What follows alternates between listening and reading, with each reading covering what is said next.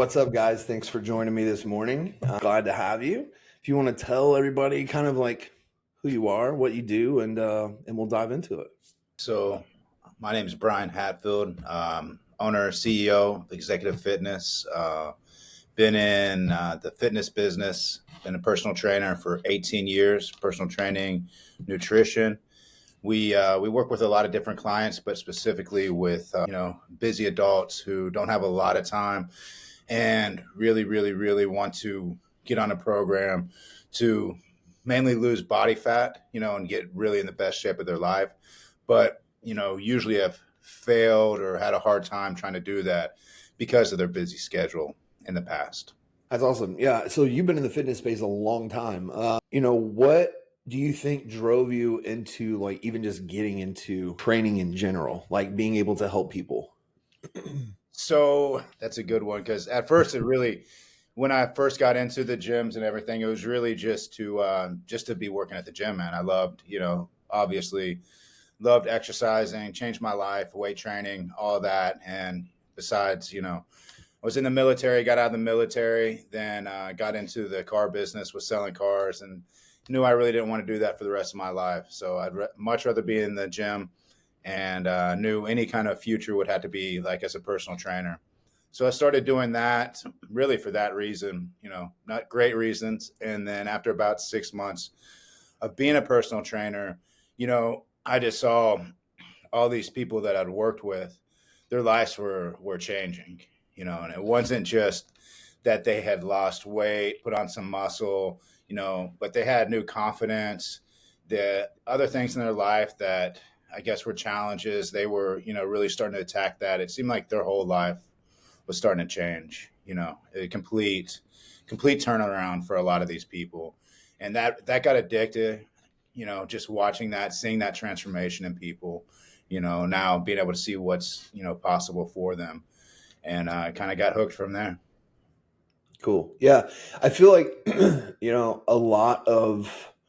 a lot of trainers kind of go through something similar. Like I feel like we all have similar backstories to a degree, but that's cool about the car space because like I have a mentor that came from his dad owns like a ton of used car dealerships. He was like one of the highest like sellers in the used car industry and he was to the point he's like I love selling cars, like I'm really good at it, but like I like fitness more.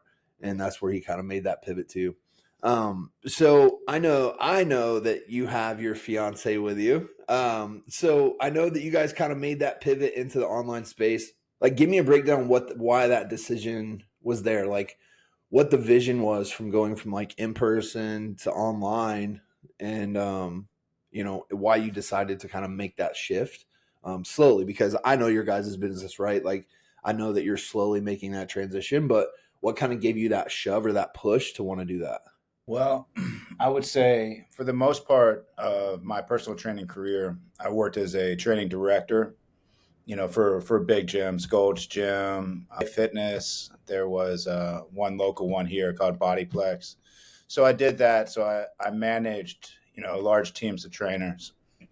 And so I saw the good and the bad with in-person training. And somewhere along the way in that journey, I got certified in nutrition. And I saw what a difference that made, and I saw some of the downfalls, the pitfalls of training in person, and really how much nutrition plays a role in all of this and having a good game plan, right? And so in 2000, I want to say 2018, we started to kind of go in that direction, 2018, 2019, and started to get first clients in 2019, and really just knew I could have, we could have a bigger impact than just, the few clients I could have in a gym and then the impact I could have over a training department. You're talking about maybe 60, 70 people in a year, maybe if everything goes perfectly. And that's really reliant on the trainers that you had working underneath you. And when we started to train people online and started to see, like, I don't know what the exact percentage is, but in person, I would say less than 50% of people who work with a trainer in person get to the goals that they set forth when they first have that initial session with the trainer. I'm Yeah. very confident in saying that it's probably way less than 50%. Where in person, or excuse me, online, it's like 80 or 90%. You know what I mean? Because we're sitting down, we do, for most of the clients, we do a Zoom call once a week, and in that Zoom call, we're reviewing everything that happened the week before with their nutrition, their exercise, their cardiovascular, all that kind of stuff. And then we're setting up that game plan for the next week, and really working on habits, very easy, usually two or three things to work on for the week. And then we can change it, and we can adjust it towards that client's, how busy are they, all that kind of thing. And it's just, you're able to reach so many more people and just have way higher success rate than the typical, going to a gym training with a trainer. Yeah. Yeah, I agree with that and those percentages. Because like with someone training in person, they're typically with the trainer for half hour to maybe an hour once a week, sometimes twice a week. But like once they leave with that trainer, it's like they don't have a roadmap to what they're really supposed to do. And when it comes to the nutrition aspect, it's like that's what really drives the result. So when you have that accountability and that one-on-one touch point, I think that's a game changer for sure. But so you guys are, you know, right now with the online business model, you guys are kind of partnering with this, kind of knocking things out together. So like with the podcast, you know, being beyond the hustle, right? Me, I'm a systems guy. I like some kind of system to kind of remove yourself from having to do the hustle every day. What's the breakdown between you guys? Like, what do we got going on? Who's doing what in the business, and what's that look like to kind of eliminate some of the hustle and help get back some of your time? That's been the biggest change, and right now, because I'm best at the training stuff, and kind of knowing those kind of things and the success and the difference that we're seeing, bringing Alicia on, who, she's made a huge transformation the past 10 years in her life. So she's getting into the nutrition, working with clients a little bit, but doing a lot of the business aspects, So which I focus like on the software, and I work with you a lot with trying to get the systems in place, and you've helped us out a lot with the workflow, and trying to get things more streamlined so we can help and service more people. And so I work more on the back end with the social media, reaching out to people and creating some content that I know that would align with our brand and what he would say and things that I've learned from him over the years. And I have a science background, so I do know some of those things, but when you put it into the context of actually like talking about nutrition, it can be a little bit different. So I work on those aspects, and he kind of he somewhat approves of those items before I post them and things like that. So Cool. Yeah, and I think it really helps when you have somebody else to lean on, whether it's just basically bounce ideas off of, or two, you kind of share that workload, and it helps you become more efficient in like the daily actionables that we have to go through. And in the beginning, or before you guys kind of got with me, or you were in the online space or whatever it was, there's a lot of misinformation in the online space. It's much like fitness, right? Like you have all of these influencers that are pushing all of these different diets and hacks and all of these things, and it's like, just stick to the science. Like if you stick to the science, then you can't fail. So it's very similar with online. So like, what do you guys feel like, since you've been in the online space, like what are a couple of the biggest misconceptions that, whether they're a new online trainer or they're an in-person trainer wanting to go online, like what do you feel like some of those misconceptions are about starting online? want to start. I think one of the biggest misconceptions is that it's super easy. I don't think obviously it's not impossible, but I don't think it's just post anything without thought. There is thought process that needs to go into it. And truly, if you lead from just wanting to help people and trying to actually put out the value of items and things and correct those things, that's going to have a bigger return than just, I'm posting something, for a shock value, or Yeah. I'm throwing something up there. So it's a little work, take some thought behind it. I would say that's number one. Yeah, I would agree. It's you kind of have to shift your thinking, and if you've been a trainer for a while, it's probably like daily you have to continue to shift your thinking.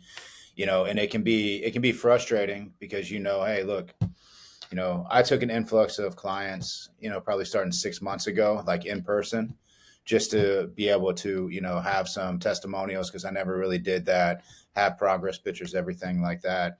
You know, uh, with the in-person clients to be able to show that online.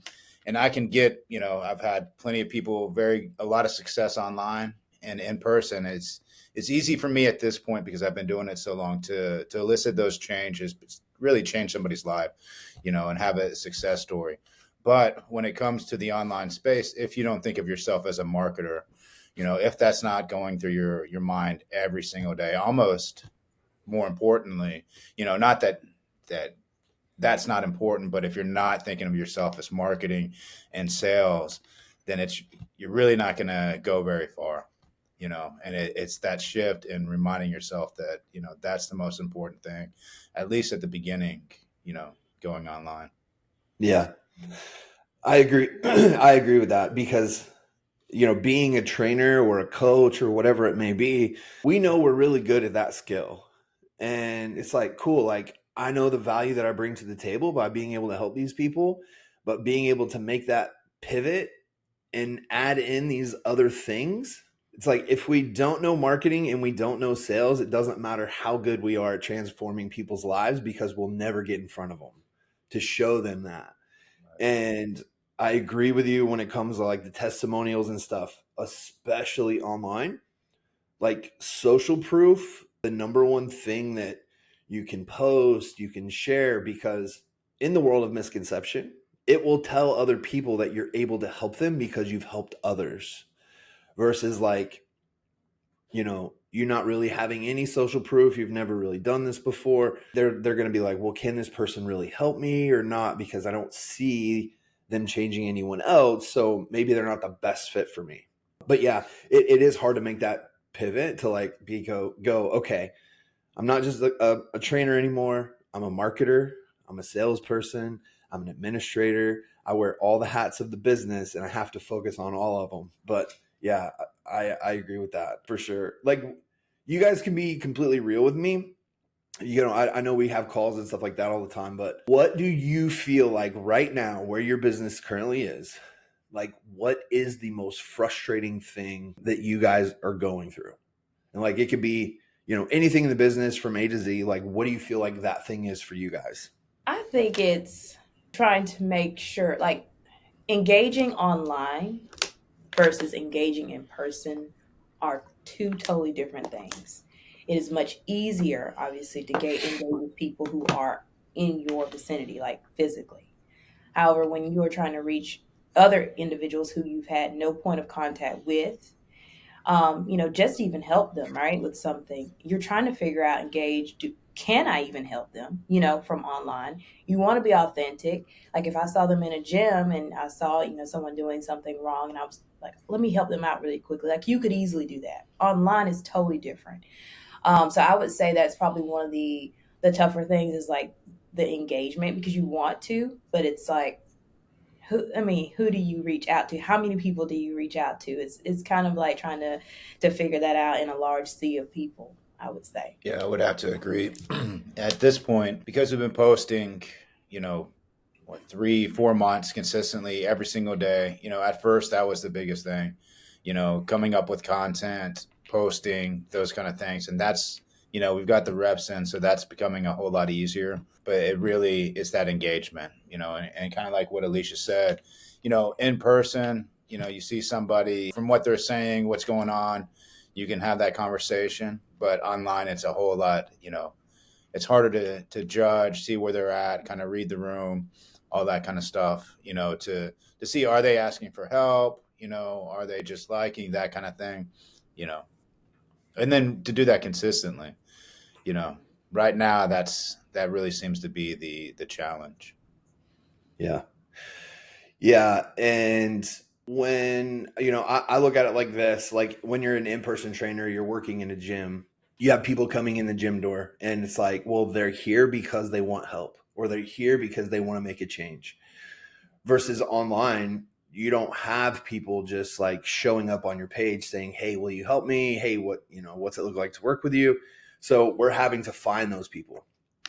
And there is a big disconnect when we're used to that human connection being in person and us having to do it online, because we start to feel like we're being like salesy or whatever it may be, or it's like, like I don't want to really message this person and ask them this question.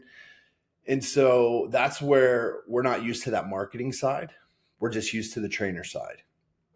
And when you get to the point where it's like, because there's levels of awareness, it's like, cool, like I know that I'm making content, I have a consistent schedule, like this is what I'm going to do. Then it's like understanding what step comes next. It's like once somebody lands on my page, like this is what I have to do. It's almost like if you associate your page with that being your gym door, and every time somebody is engaging, it's like them opening the gym door, and so it's like we want to greet that person at the front when they get to the desk, be like, hey, what's going on? Like, why are they here? Just like asking that question, the same thing that we're doing on our page, because essentially that's what our page is for. But I agree with you. It is a lot easier to have that human connection and touch point in person, because like that's what we're so used to. Versus online, it's something that's new, and we're not used to it. We don't really know how to move forward. But that is probably the most common struggle that I hear most people say in the beginning, is like how to get the engagement, understanding what steps coming next, how do I get them to engage in a conversation, how do I find out if they're even here for help or what are they here for. And then the other piece is like that I commonly hear would be, well, how long does it take somebody once they get on my page for me to turn them into a client? Right. Like that's the next question that I typically get. And for me, that period of time is getting longer that I've seen. And that's what I would call like the trust recession. And it's because there's so many other people that people have either worked with, they've heard the offer, they've been pitched in the DMs, or they've even in my space, they've worked with a business coach or they've worked with a mentor, and they've been burned by somebody at some point in time, or they were oversold on the promise and then under delivered. It's like, well, they told me I was going to get fitness, nutrition, and accountability. The first week was great. After that, like I never could get them on the phone. I didn't ever get a meal plan or my macros like I was supposed to. They never changed my workout for 6 to 8 weeks. So it's like they're very hesitant to move forward again with someone else. And this is like goes back to the marketing side. The marketing aspect of it is like creating that new offer that really aligns and sticks out in the marketplace. And at this point, it's all like regurgitated information from one person to the next. So it's like, here's your offer. It's like who you are, what you do, who you help in XYZ amount of time. Like that's it. That's your template. And then it's like, this is your script that you copy and paste and send to everybody in the DMs. So like people get that all the time. They're like, bro, I get this from a million different trainers a day. And that's where I really lean into like, just be authentic. You know what I mean? Like when you are your authentic self and you just ask them the question like, yo, like what brought you to my page, and have a conversation like a normal human, like you would if you were in person, you'll get way more clients, because that's what separates you from everyone else, because you're being real and they're being a robot. But cool. So when you kind of started creating content, and I know you guys have been being very consistent, we've changed up the content game some. I liked how Alicia had mentioned earlier, it's about being intentional, right? It's not just like doing it, it's about being intentional with what we do. So for you guys, what is it that you either learned or that you've changed in the last couple months that's made you more intentional with the things that you're putting out, whether it's what you're saying or it's how you're doing it? Like, what do you feel like you're doing differently now to be a little more intentional than you were in the beginning? I would say I try to really think about, because I've always struggled with my weight. And so until I really started working with Brian, which is how we actually met the first time, and he actually like sat down, he talked to me, and it made sense though. Like everyone else, I would not sign up with a trainer who didn't look like they knew what they were doing, right? Why would you do that? Mhm. So when he started, speaking from a science background and just talking through things, I could relate to that more. And then it helped with my challenges. So that's what I try to go back and relate to. And I try to be more intentional with thinking about, what do I struggle with? What are probably some things other people struggle with, and now I'm going to try to put out a piece of content based around that, because I know other people are struggling with the same thing, from conversations I've had with people, from things he said, with other clients, some commonalities. So I think just thinking about something that we may not struggle with necessarily, he may not, but what is everybody else really struggling with, and what's stopping them from meeting their goals. So I think that we've become a lot more intentional with that, because yeah, talking about the macros, boom, boom, boom is great. But what they might need to know is, hey, you eating this sauce on this day, or this, you eating this is probably stopping or sabotaging, how much weight you're actually losing. So, Definitely. And kind of the same thing. I think first started making content, it's okay. Got to come up with, an idea. What would we normally talk with? What would a conversation with a client go? What points are going, over that, or somebody that's interested in training wants to make a change in their life. And, we're covering those points, and even though I really never worried about getting like on a camera or anything like that, it still didn't look too authentic when I started, for some reason, even though if you would have said, "Oh, are you nervous?" No, I'm not nervous at all.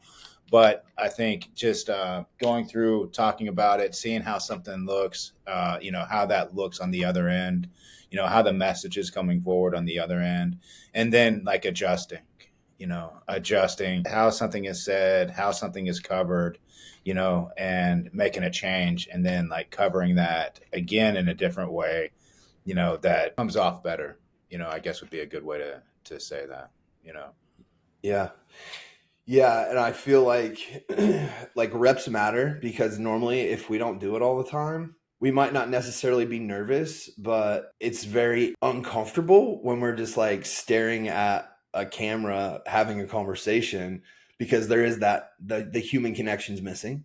And going through and creating that content, I feel like in the beginning stages of like business or creating content, we start creating content that we want to create versus creating content of what people want to see.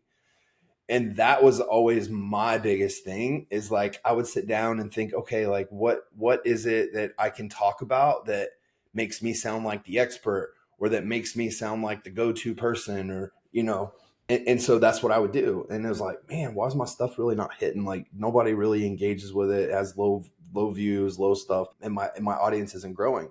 And when I kind of changed it to say, okay, like the last 5 conversations I've had with clients, this is kind of what we talked about.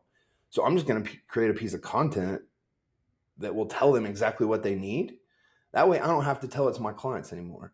And then it hits and it's like, wait, okay, so maybe I need to start creating content that will just give my avatar like actionable steps that they typically deal with from a day to day. And that worked. And so I'm like, okay, cool. Like that's value posts. But my value post would still get pretty low engagement, but it would get a lot of views, or people would save it. So I'm thinking back and I'm like, all right, so what about like recipes? Let me try that.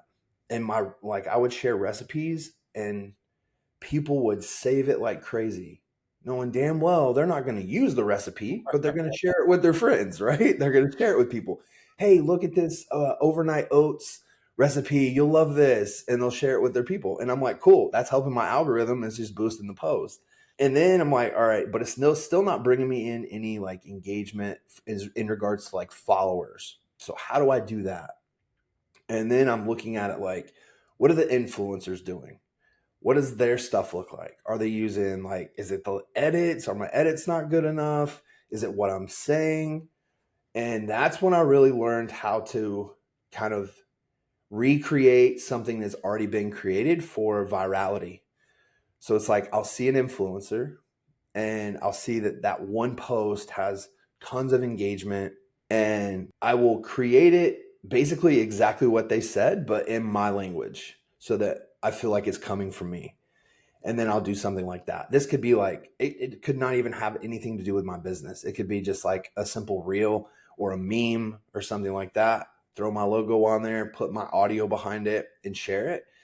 And then it will get like 100 and something shares and it'll bring me in followers. I'm like, cool. So that's how I kind of created my content calendar, was based off of those couple variations. It's like, I want to provide value to my audience because that way I do look like the go-to expert. And then the next thing is like, I know when I share recipes, they share them with everybody else. So like, that's my next thing. And then the next one that's going to bring me in followers is like influencer style. So like virality, whether it's memes or things that I know already work. I'm not trying to recreate the wheel. I'm just going to create it as mine and repost it. So that was kind of where I started learning about content, what worked for me. And I think a misconception in the content game is like, in the beginning, you'll have business coaches, course creators, all of these other people say, hey, all you have to do is post this and you're going to go viral. Hey, just post this and you're going to get a ton of clients. That doesn't really work because not everybody can say, this is what your avatar wants to see. Right. It's a testing game. And it's like, I'm going to try this. I'm going to try this font. I'm going to try this edit. I'm going to try this style. And then once you find it and it sticks, it's like, let's just repeat it. So that's cool. Oh, definitely. And so here's another piece. Like I was going through and I had some notes.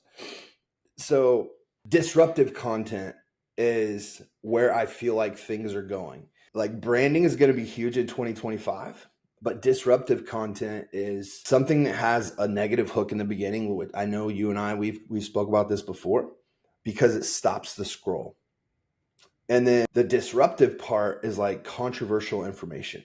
With all the misconception in the space, especially in fitness, when we tell someone, hey, if you're doing this, then you're absolutely killing your gains or you're killing your nutrition, it stops the scroll and people are engaged.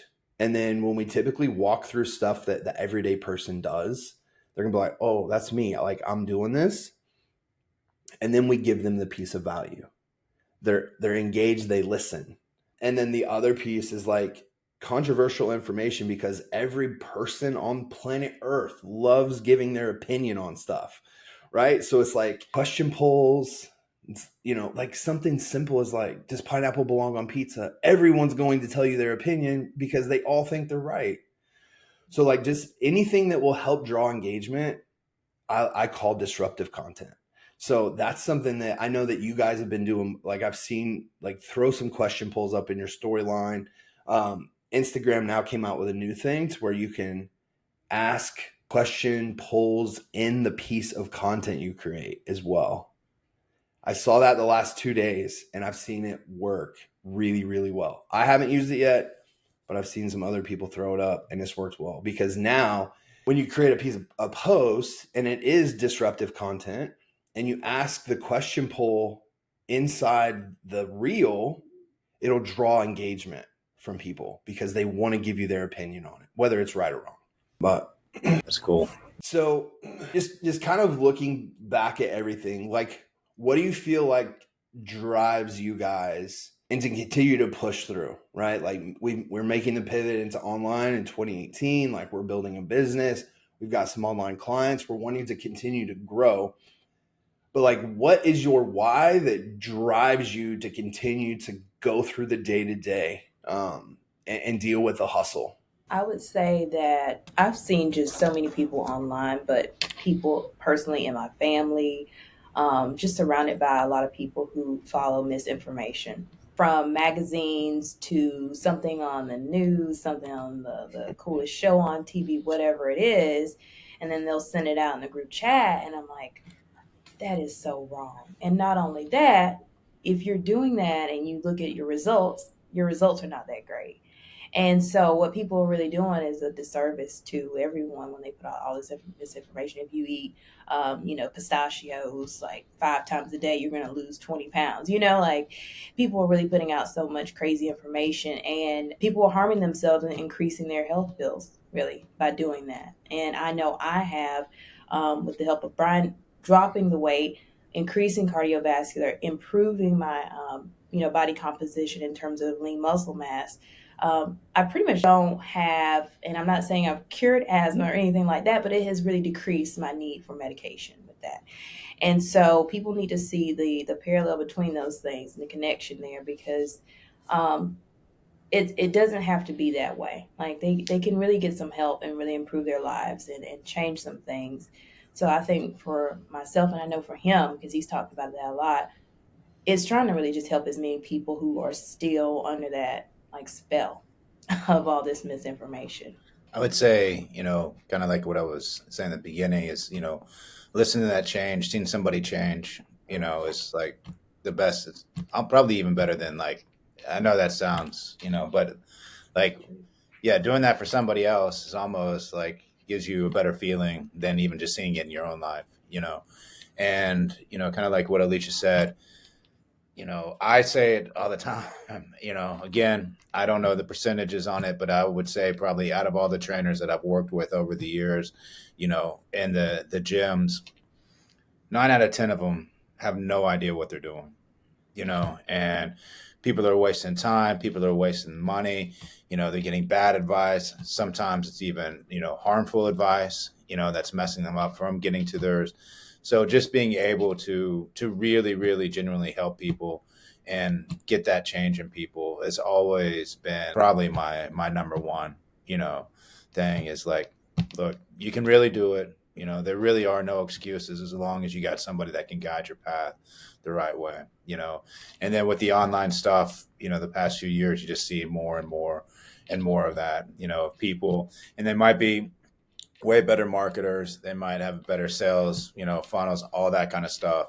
But, at the end of the day, they're leading people down the wrong path, so keeping that motivation to try to, touch as much people, help as many people get to those changes as possible, and then, with the content and the whole online space, before when we first got started with the online, worked very hard for 6 to 8 months before we ever got any clients, and then when we got clients, it was like 10 or 12 in a month, like it was like all at once, and so I really think, for anybody that is thinking about doing this, like that's what it is. You got to do the reps, get better, analyze the data, change it, and then keep moving forward, and, it's more, think of it more long term, it's, I think we talked, Dustin, when we first, like, I'm tired of hearing these coaches, oh, you're going to make 15 grand, 20 grand in a month. And I'm like, well, half these people that are looking at these coaches have never even trained.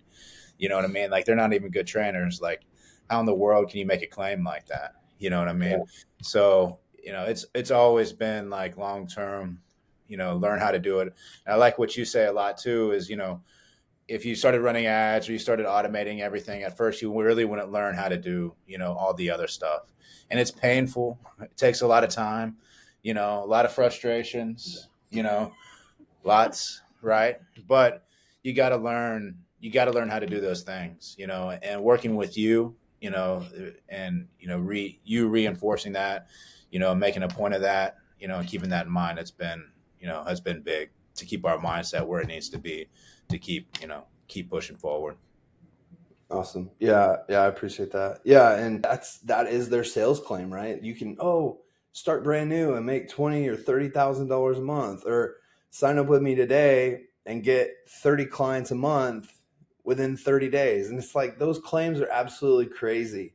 And when you understand marketing, that that that's just a sales pitch. Like that is their buy-in, but it's not possible. And you guys know, because you're in it. It's like, once you start doing it, it's like, those numbers are insane. It's not that it's not possible. You can definitely get there and it's achievable, but it takes time. And whenever I started my program, I had so many bad mentors in the past. I learned what not to do in my own program because I know what I didn't like. And I didn't like being sold, some pipe dream in the front end and me burn 20 or 30 grand and spend the next 6 months doing the wrong thing. because not only am I losing the money, but I'm losing like 6 months of my life not being productive, just being busy. And when you learn the skill sets, you can take those skill sets, and it's like the marketing piece, content, building the habits of like, hey, this is like we were talking earlier. It's like, okay, now I'm not just a trainer anymore. Like, I'm a business owner.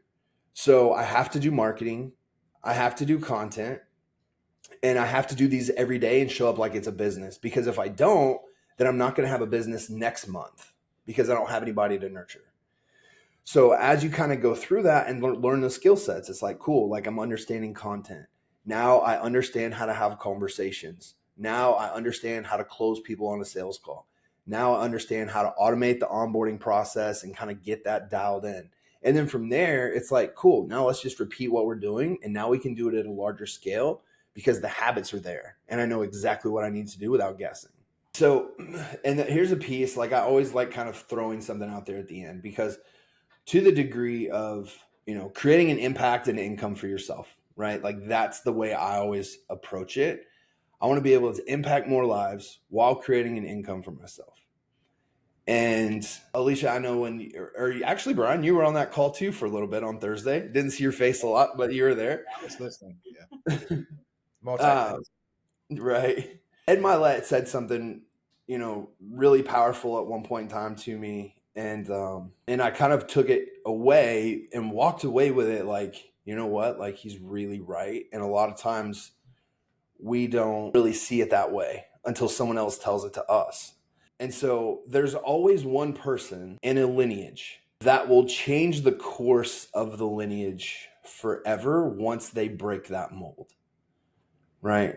And you can look at that as impacting more lives. You can look at it as creating generational wealth. You can look at it as however you want.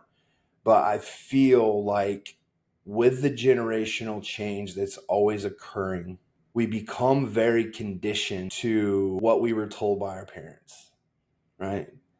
And we can never see outside of that realm of things. And when we do, we see it as impossible. And so like for me, for example, it was, you got to go to school, you got to get good grades so you can get into a college, so you can graduate and get a good degree and get a great job. And like that was what was expected of me. And so when I stepped out because I saw something different, it was like, you're wasting your life, you're not going to do anything with it, this is ridiculous, blah, blah, blah. And then once you do it, it's like, oh, congratulations. And then like everybody's your biggest supporter, right?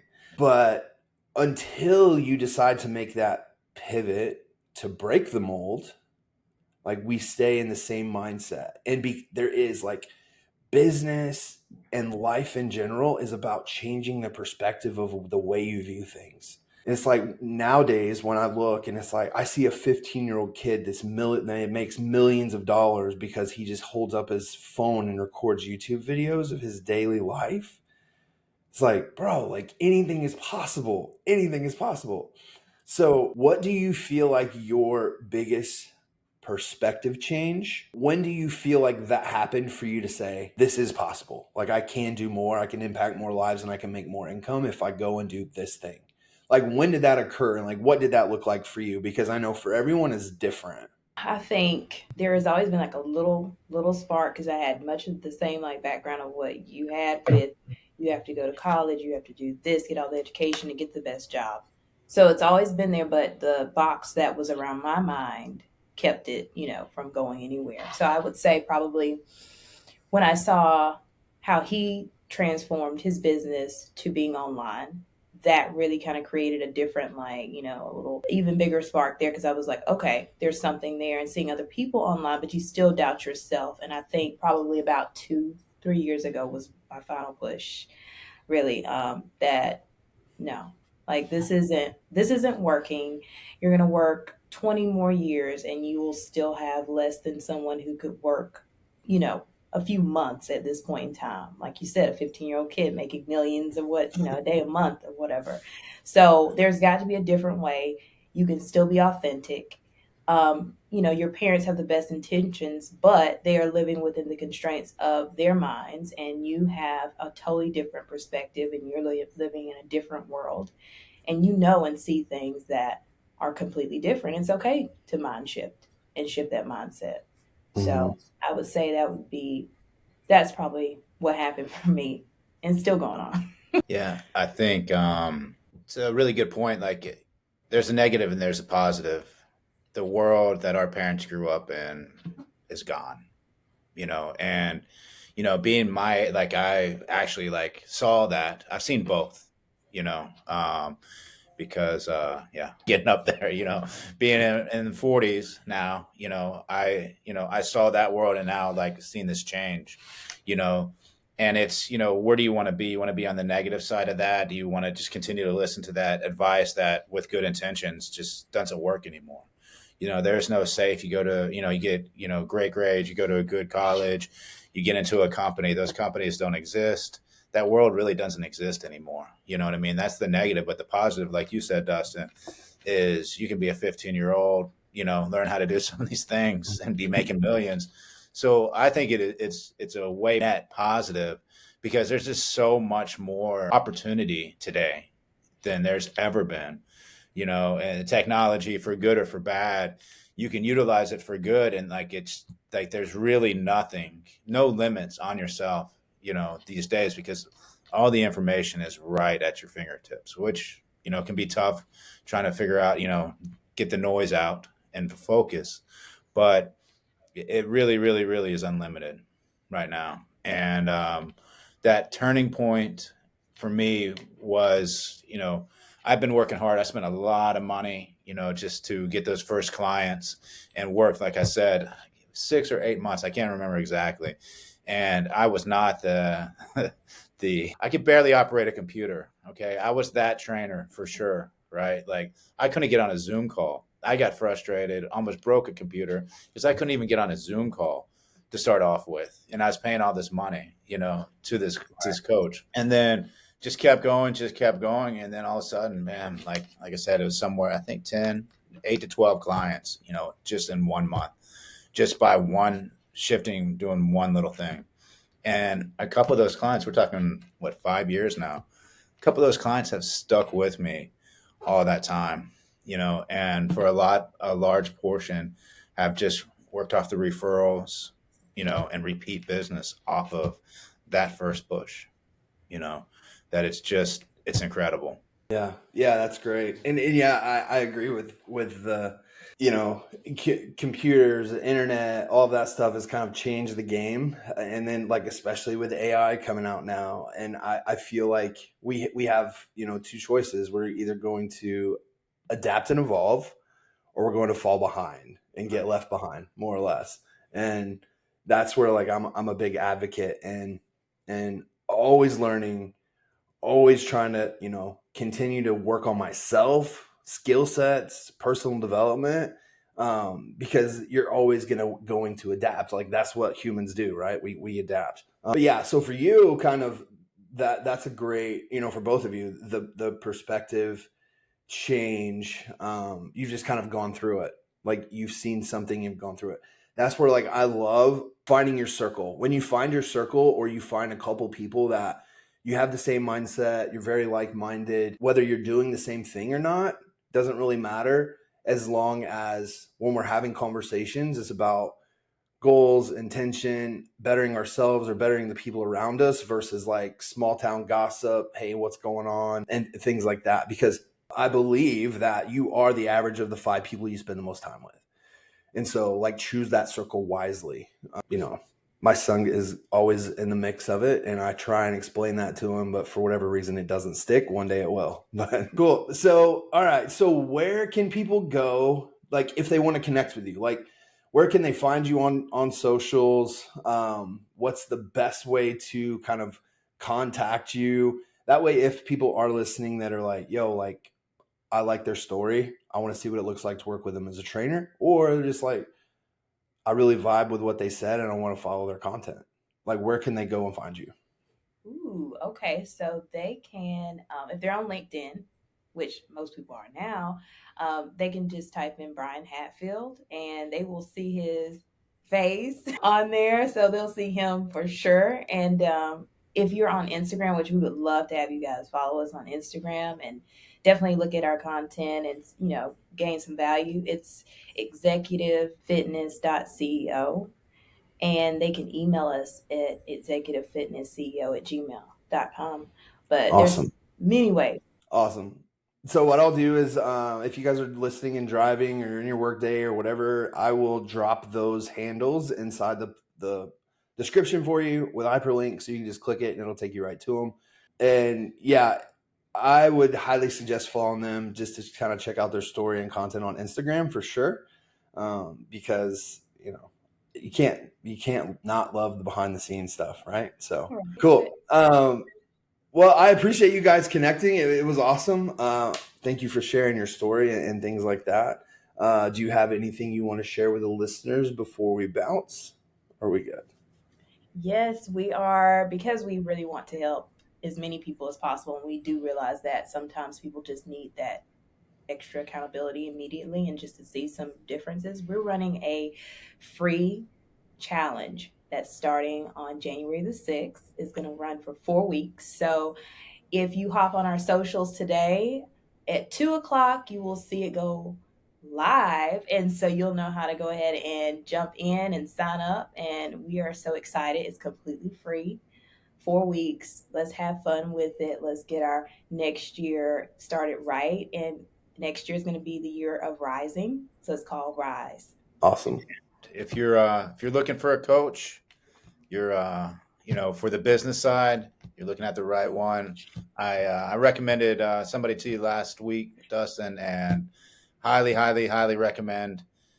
Kind of the approach why we chose Dustin in the first place was kind of how I talk to a client. We talk realistic expectations and what it's really going to take. And Dustin was always 100% with us, and I could not recommend higher. So I appreciate that. Yeah, I appreciate that, guys. I've enjoyed working with you. Great clients, and that's amazing about the challenge. So if you are listening and you're trying to build better habits going into the new year, definitely hit them up, join the challenge for free, and go through it, man. So I appreciate the conversation, guys. Anybody that's listening, highly recommend hitting up Brian and Alicia. Go to the socials. At least just have a conversation and see what they're all about. So I'll see you guys in the next one.